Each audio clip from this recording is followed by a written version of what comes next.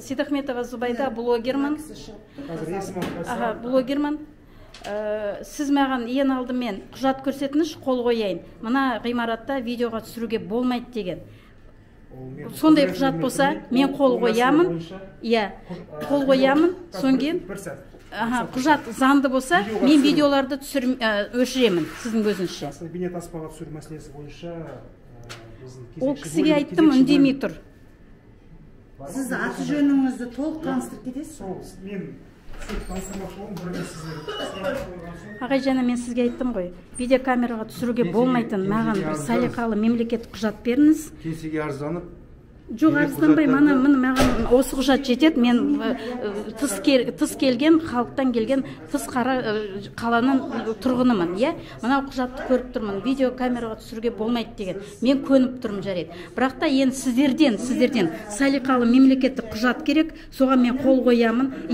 Мен таныстым бұл құжатпен, бұндай құжат бар екен біздің мемлекетте. Мен видеоға түсірмеймін деймін, видеоны сіздің көзінше өшіремін. Ал ондай құжат болмаса, мен видеоға түсіруге құқым бар. Бұл менің қорғаным, бізде қорғаныс жоқ.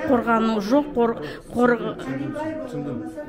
Құжатыңыз керек болса, сол құжаттарды арызданыңыз, кеңсе қабылдайды. Жоқ, сіз енді мында тыйым салынып тұр, дайын құжат тұру керек қой. Біз қолымызды қойып танысуымыз керек. Мен таныстым бұл. Дайын тұру керек қой бұл құжат. Мына видеокамераға түсіруге болмайды. Мында тағы мамандырылған видеокамера, флеш-карта кіргізуге болмайды, телефон кіргізуге болмайды деген құжатты мен көзімен бадырайтып, кәндеуліп, бүлкен көрсетіліп тұр. Маған осы белгілер жетеді. Енді сіздердің тараптарыңыздан антикор, елдің тағдырын шешетін, елді түрмеге отырғызып, азаптайтын, оларды босатып ала алатын мекемеге келіп отырмын, мемлекеттік мекеме. Тоқаевтың мекемесіне келіп отырмын. Енді сіздердің тараптарыңыздан мынандай керемет бір үлкен десте қағаз құжат беріңіз, мен қол қоямын. Мен таныстым, бұндай құжат бар екен мемлекетте, мен видеоға түсірмеймін, түсірсем өшіріп тастаймын деген. Пожалуйста, маған сондай құжат алып келіңізші.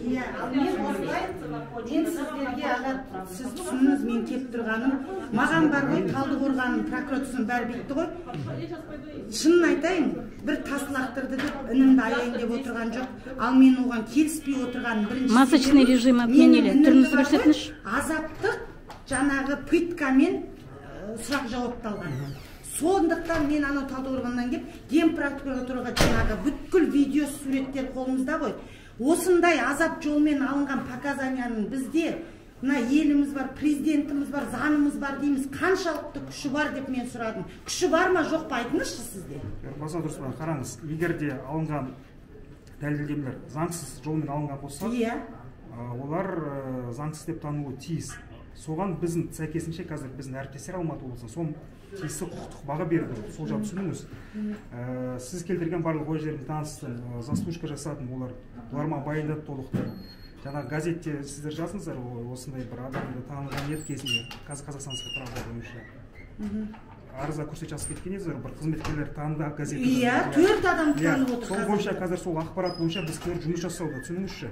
Жан-жақты сараптама бойынша да басқа да қажетті тергеу әрекеттер жүргізілуде. Қазір бірден мысалы мына адамдар кінәлі деп біз айта алмаймыз. Себебі адамға айыптау үшін, оған бір кінәлі деп тану үшін көрсетші. Кінәлі екенін көрсетші. Танып отыр ғой. Танып отыр біріншіден. Одан кейін беттестірілу нелері болады деген. Қарашы, қылмыстық процесс кодексінің өзінің талаптары бар. Сол талаптарға сәйкес барлық дәлелдемелер жан-жақты жинап саралау керек. Ол деген бір аяқпен, бір жауаппен тағылатын айып емес. Түрмеде баланы соғып, ұрғанға, азаптағанға қандай құжат керек? Қандай құжат бойынша ұрып жатсыңдар? Полиция органы тергеп жатқан қылмыстық іске біз араласа алмаймыз. Ол өзі жеке құқықтық орган болып табылады. Жоқ, именно азаптауды сіздер азаптауды, именно зорлық болған ғой. Ол болған дүние, соны сіздер тергеп тексеріп жатыр емес сіздер ме? Дұрыс, соны түсіндіріп жатырмын ғой, сізге соны түсіндіріп жатырмын ғой, қараңыз. Егер де полиция қылмыстық ісі бойынша ол фигурант болып табылса, біздің қылмыстық іс бойынша керісінше жәбірленуші ретінде жұмыс істеп жатырмыз. Біз қазір полиция органының қылмыстық ісіне араласа алмаймыз. Түсініңізші, біз тек қана өзіміздің қылмыстық іс шеңберіміздің аясында полиция қызметкерлерінің қаншалықты заңды, заңсыз әрекет еткенін біз баға беруіміз керек. Ол үшін барлық тиісті тергеу әрекеттер жүргізіліп жатыр. Сіз жаңағы сараптама туралы жаздыңыздар, газеттегі фотолар туралы жаздыңыздар, оның бәрін білемін, ол бәрі бақылауға алынды. Мен буквально сізге жұма күні бірден хабарласып поручение бердім. Сондай қазірде мен осы біраз өзімді енді істер бойынша мен өзі жоспарым бар. Күн сайын күнара өз үйсіп не алып отырамын, доклад алып отырамын региондардан. Осы мәселе бойынша қазір тағы да маған Алматы департамент баяндайды. Ал енді басқа да бір нәрсе сұрақтарыңыз болса, сіз айтып отырсыз, сіңліңіз процесске қатысты деп. Қатысқанда сол общественный защитник керек танды, иә. Енді қараңыз, егер де процесске қатыстырғанда соны кіргізбейді ғой, неғып? Жоқ, егер де общественный защитник, егер де қылмыстық іске қатысушы деп таныған болса, онда сараптама қорытындысымен басқа да нелермен таныстыруға міндетті, егер сөйтіп таныған болса. Енді қазір мен бірден сізге мысалы осы адам кінәлі, осы адам кінәлі емес деп айта алмаймын, түсініңіз. Ол үшін қазір тергеу дейтін бар, тергеу жүрсін. Енді мен сіздерге мен анау Талдықорғаннан келіп отырған, мен жалықпай мінім үшін бастадым, до конца барам. Бізде мысалы бар ғой, Талдықорғанда өйстіп жүрген ата-аналар нелерге біз звондап та маған шетінен айтып жатыр, қысым көрсетіліп жатыр екен. Барушы болмаңдар ешқайда. Вот қалай отырсыңдар, солай отырыңдар. Мына бізде өздеріңіз білесіздер, басында қалай шу болды. Талдықорғанда рекордты азаптау зорлық-зомбылықтан жаңартқан. Рас ол. Өтікті де бәрін білесіз ғой, енді расы керек. Сонда мысалы сондай көп ата-ананы қазір сөйтіп прокуратурасынан бастап біздің Талдықорған қысымдар жасап, маған звондап шетінен айтып тұрады. Өйстіп жұмысыма кеп қорқытып кетіне, они имеют на это право. Енді қараңыз, мен ол жағынан баға бере алмаймын. Сіз қазір айтып отырған мәселе бұл қазіргі қылмыстық іспен байланысты емес. Сіз жалпы ақпарат ретінде айтып отырсыз. Шантаж ғой ол. Енді ондай мәселе, ондай бір фактілер болса, ол кісілер бізге арыздасын, жүгінсін, біз оны бәрін тексереміз, әрине, түсініңіз. Жоқ, сол мысалы сондай жағдай болса, сол дұрыс па? Сіздің бауырыңыздың қылмыстық ісі шеңберінде сөйлесіп тұрмыз қазір. Басқа да фактілерге қазір мен жауап бере алмаймын, ол жағын түсініңіз. Ал енді бір мәселе түсіну үшін бір мәселе бауырыңыз полиция органының қылмыстық ісі бойынша егер де күдікті ретінде өтіп жатса, біз оған араласа алмаймыз. Біз тек қана өзіміздің ісіміздің шеңберінде ғана жұмыс істей аламыз. Сол мәселені түсінсеңіздер болды. Жоқ, мен мында сіздерге ең басты келіп тұрғаным, мына істі Талдықорған нормальный бастады да басын. Фото показания бірденке деп інім ана фото показания жасайды екен ғой, ана суреттерді көріп танып нету керек. Ол бар ғой, суретсіз ақ байқұс өзін өзі бар ғой. Тыңдаңызшы, жазықсыз екен. Камера қазір мен көп мәселені айта алмаймын. Тәте, аға мен тыңдаңызшы енді не. Түрменің ішінде отырып, қазіргі таңда СИЗОда қамауда отыр. Бірақ ол қазір заңсыз отырған адам. Сонда отырып, Вечерка газетінен өзін азаптаған осылай показаниялардың бәрін неткен адамдарды қиып ап адвокатымызға беріпті. Жоқ, егер де сіз ал менің інім қамауда отырып, сөйтіп өзін өзі құтқару жолын жасап отырса, мен сыртта жүріп туған әпкесі неге мен әділдік іздеп шырылдап нетпеске? Дұрыс, мен сен келісемін. Әділдік орнату керек. Дұрыс. Бірақ та сіз жаңағы айтып отырсыз, ол заңсыз қамалып отыр. Ол заңды ма, заңсыз қамалды ма? Заңсыз. Ол заңды қамалды, заңсыз қамалды мен оған барып бере алмаймын. Түсініп отырмын қайтадан. Ол полиция органы тергеп жатқан іс. Олар қандай негіз бойынша қамады, оған біз араласа алмаймыз, ол бөлек орган. Ол үшін бар ғой, біз тек қана өзіміздің іс шеңберімізде жұмысымыз жай тергеушіден бастап, жаңағы тергеушісі кім болған, Ильяс Ибрагимов деген жай тергеушіден бастап, өте қысыммен просто қолдарын қойғызып ала берген. Полиция несі Ильяс Ибрагимов. Содан бастап, мына сұрақ жауапты бар ғой, показанияны өте агрессивно алған, қолдарын қойғызып Ильяс Ибрагимов қайда отыр? Сондықтан да азапты жолмен алған соң өте жанын қинаған соң мен бұны заңсыз деп, жалғыз мен емес, Ген прокуратураға дейін айтып отыр. Керек десе мына баланы сотқа дейін босату керек, не имеет права деп отыр. Құдауға. Құдауға тұрсын байымда. Біз қайтынан қазір басын айтқан әңгімеге оралып отырмыз. Ол заңды отыр ма, заңсыз отыр ма қамауда, оған біз қазір біз айта алмаймыз, араласа алмаймыз. Жоқ, сіздер екі ай болды не араласпаймыз. Жарайды, ол теманы түсіндім. Жауаптар заңсыз жолмен алынды ма?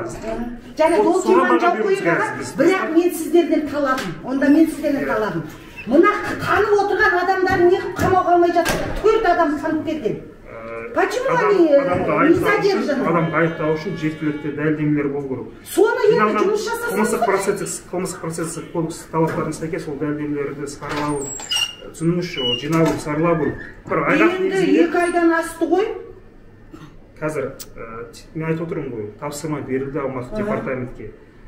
Енді жасасын. Егер бізде бар ғой, осы ішінде әділдік болса, шынымен бар ғой, жай халықтың, мысалы, өкілетті орындарға, мысалы, сенімдері кетіп барады. Ал мен былай жүрмін, наоборот.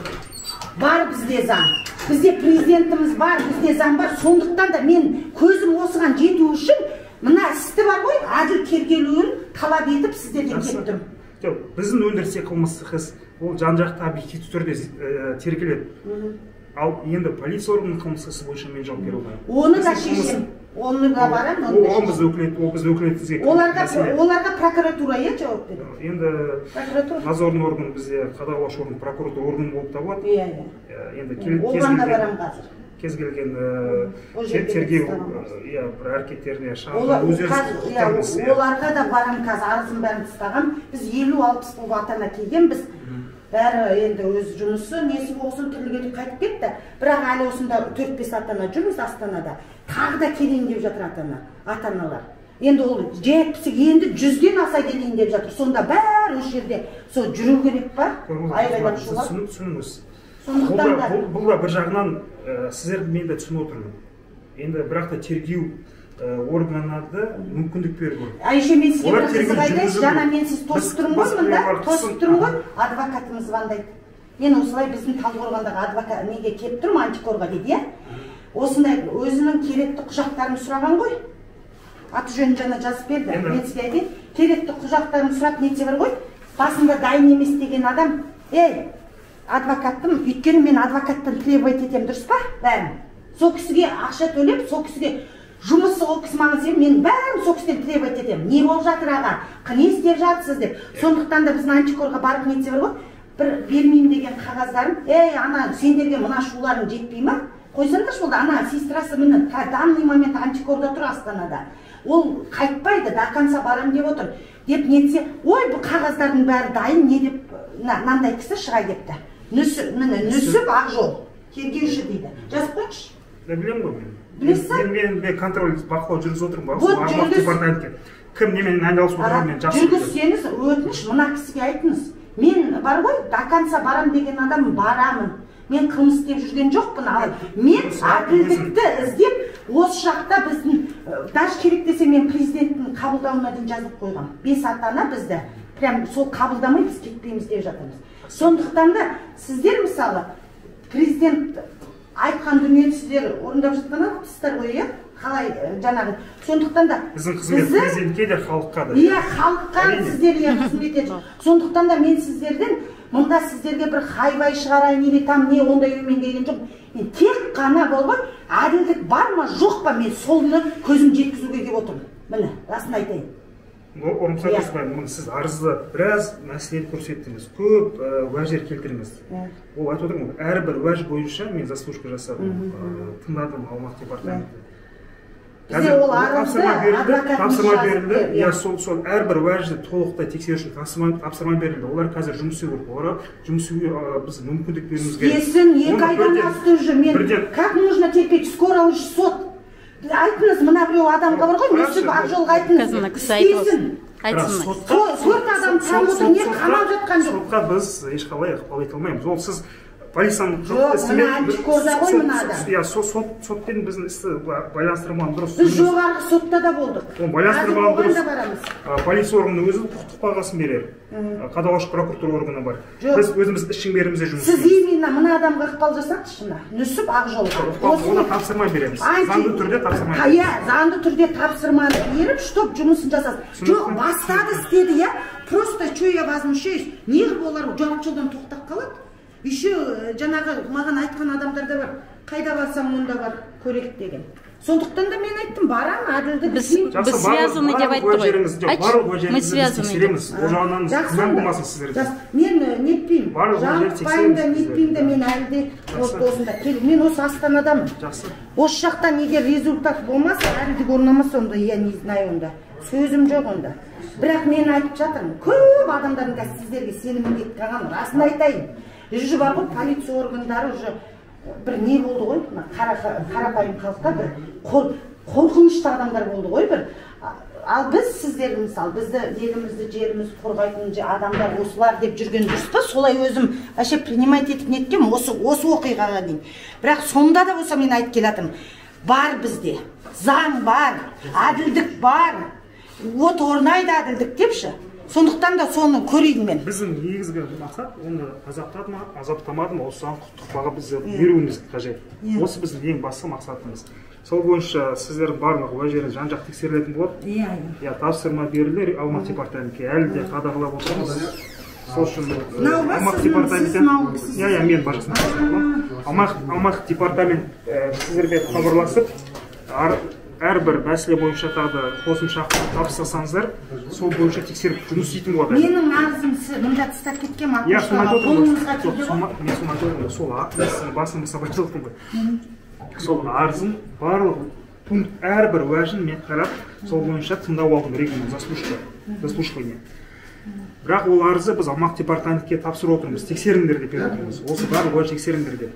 Сіздермен хабарласады, сізбен адвокатпен сізбен хабарласады, қосымша тағы уәждеріңіз, айғақтарыңыз болса, табыстаңыз. Оның бәрі тексереді. Міндетті түрде тексереді. Дұрыс. Соны бар ғой, мына одан кейін біздікі Талдықорғанның бар ғой, ұйықтамасын. Болды.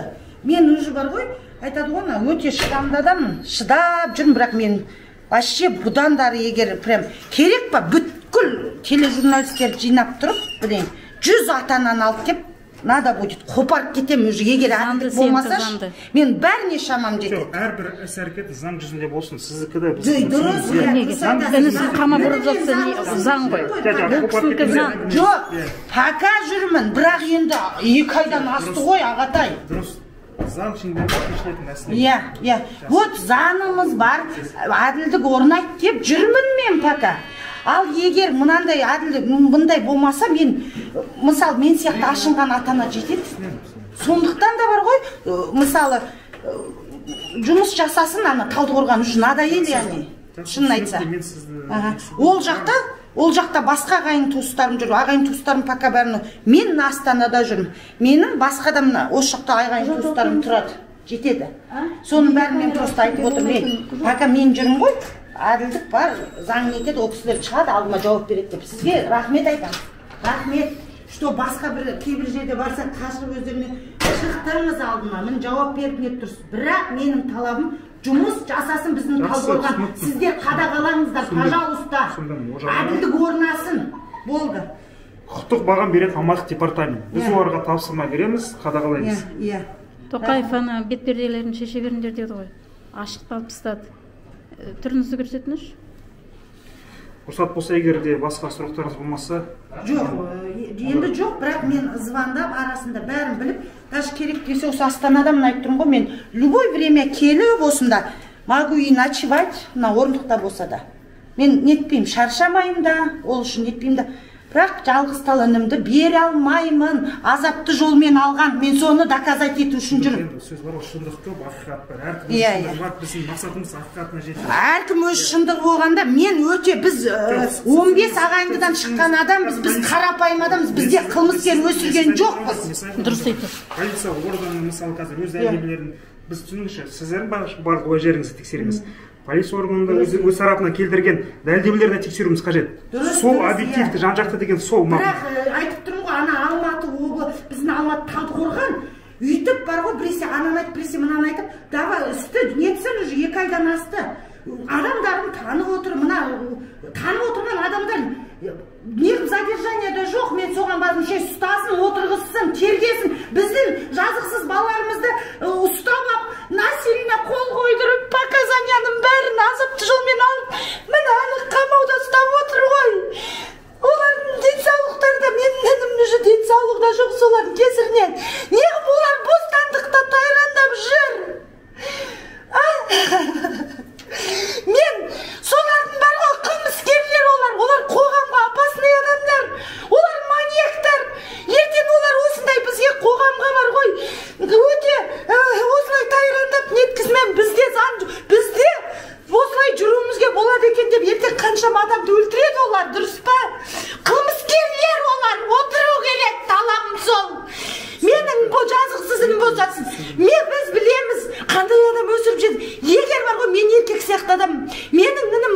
сен әлі болса сезонның ішіне кіріп тұрып бетіне айтар едім, мә сен еркексің, қолыңмен істедің ба мойныңмен көтересің ұятсыз. Біздің тұқымда бұндай судимость деген болмаған, сен қандай бетіне айтқан едім.